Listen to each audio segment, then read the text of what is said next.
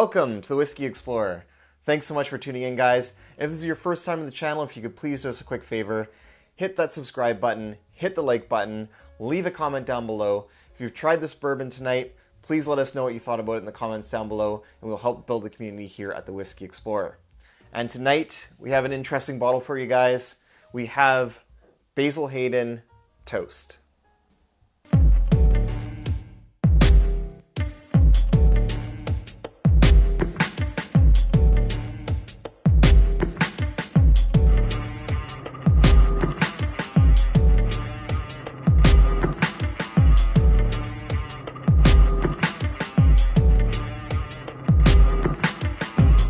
Alright, so as you guys are probably well familiar with, the bourbon world is kind of totally in love with this trend of toasted barrel finishes on the bourbon. So of course it was just a matter of time before the bigger guys like Heaven Hill, Jim Beam jumped into the toasted barrel finish game.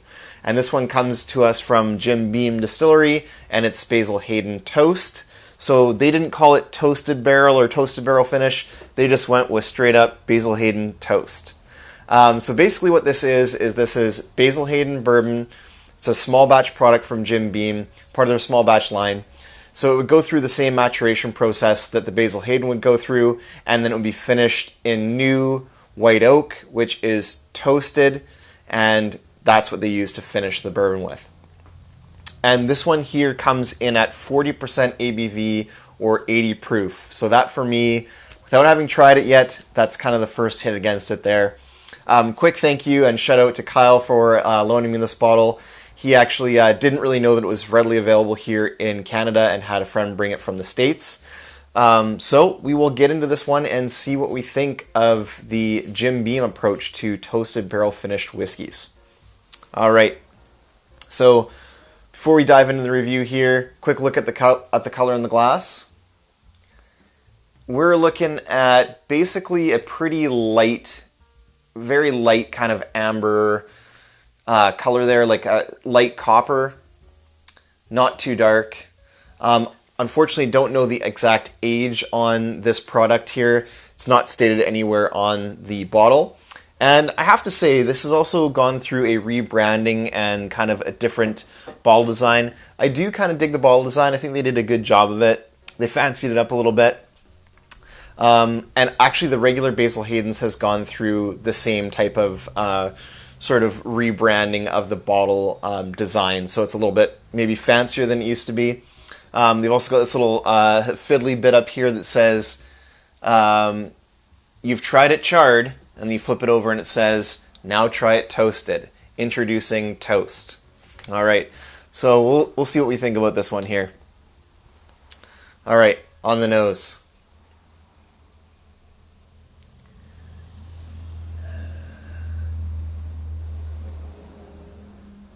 Well, I got to be honest, I'm not loving what I'm picking up in the nose. It's got a really grain-forward profile on the nose. Very grainy, kind of youthful note to the nose on this one.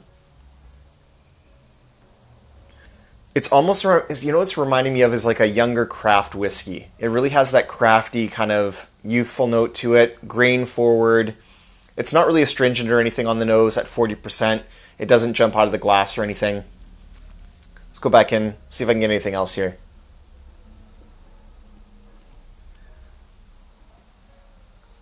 Definitely very light on the nose. There's a little bit of vanilla. There's a little bit of cherry, but dominant kind of nose on this one is that youth note. That's not my favorite note for sure. So we'll dive into this on the palate and see what we get. Cheers.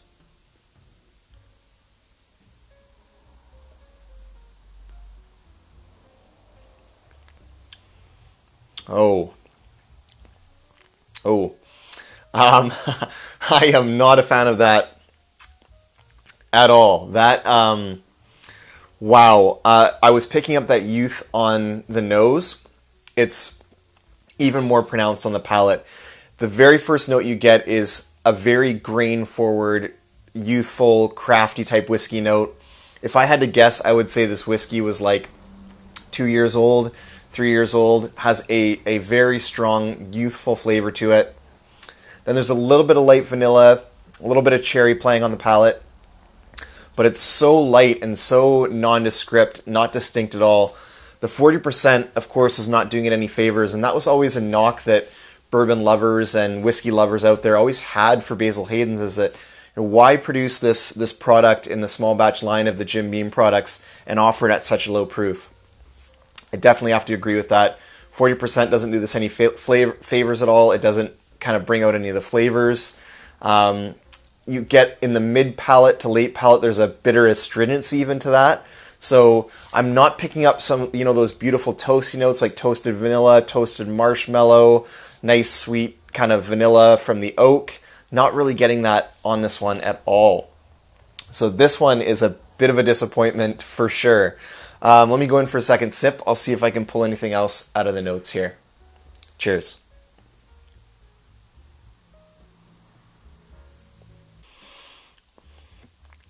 Okay, so the second sip did improve a little bit.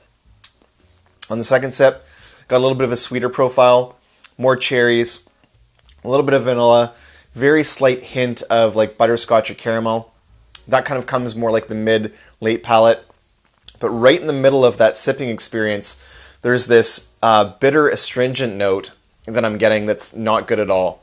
Also, overall, this is dominantly tastes like very young whiskey, very youthful, grain forward, has that grassy feel to it that I don't like at all. So this for me, if I saw it on the shelf, this sits, let's talk price a little bit. This sits on the shelf here. There's still lots of it around here actually in BC. It's about $65 here.